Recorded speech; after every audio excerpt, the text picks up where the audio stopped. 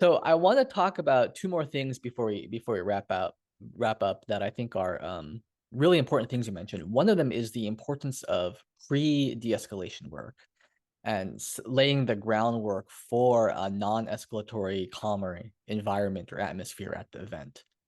So say a little bit more about things you do to kind of tend the field of pre-de-escalation, right? Like do you talk to the different parties there in advance? Do you introduce yourself? What is that process like? It's very it sounds redundant again, very variable. It totally depends. Like there's times where we don't know like who might show up, and so we really can't introduce ourselves to them. When we go into a situation where we know ahead of time there's going to be a big event. So let's say there's like we've had occasions where Fred Phelps and his church, I guess you'll call it a church. Do you know who that is? GodHatesFags.com. Oh yeah, yeah. When people know that his community is coming to town, um, we've had like town hall meetings where the whole community, usually initiated by a faith group, or a church, will say, let's have a town hall meeting to talk about how we're going to respond to this. And so we'll show up there, but not like in force, like well, two of us will be there. And then if there are people there who don't know who we are and what we do, we can explain who we are and what we do, but that will only come at the invitation of the people involved. We will protect people from violence no matter who the perpetrator or who the target. We used to get police officers saying, well, you're not going to interfere with an arrest, are you? And we would say, if you are using overt violence, it would be up to us to, if nothing else, there's four precepts in, well, that's big categories in unarmed civilian protection. Um, and one of them is sending a peaceful presence wherever you're at, which is kind of like going around saying hi, smiling at people, right? So peaceful presence. One is doing protective accompaniment, which is unarmed bodyguard stuff. One is doing physical interpositioning, which means you stand or put your body between the perpetrator and the target. And the last one, not in any particular order of importance, is human rights monitoring.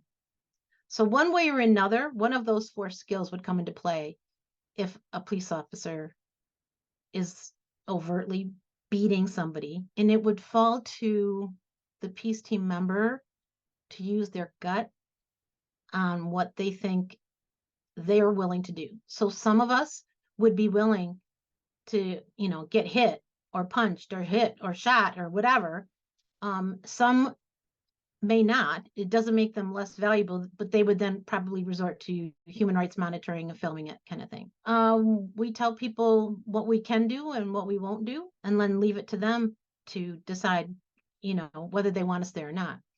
We also have to explain that we're not peace police.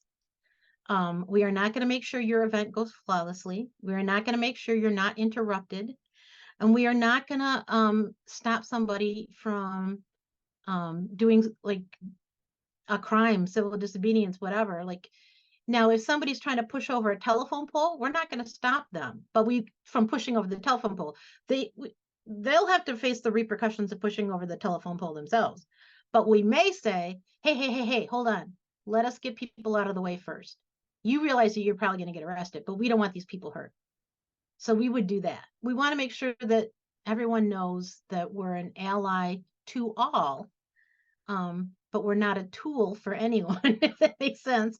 You can't use us for your own gain, so to speak.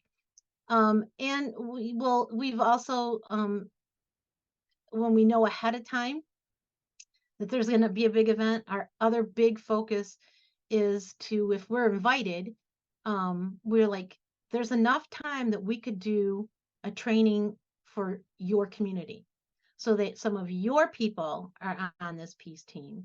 You're not just calling us in like a band-aid, but actually creating something that can grow and foster in your own community.